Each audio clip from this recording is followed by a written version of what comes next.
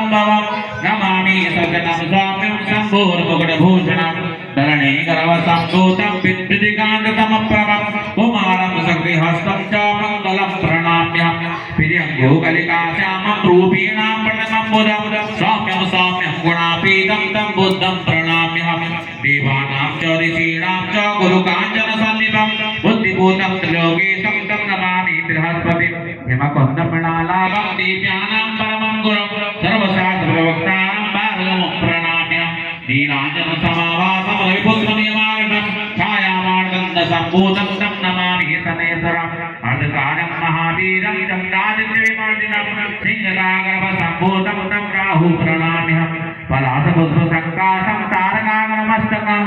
रौद्रारौद्रकम्भोरं तं केतु प्रणम्यहं सूर्यास्तौर्यमतीश्वरश्च परवे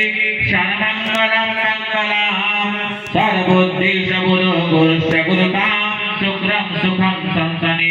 राहुर्बाहुबलं कौसुतं केतो कुलस्य उन्नते नित्यं प्रीतिकरा भवतो ते सर्वे अनुकूलाग्रहा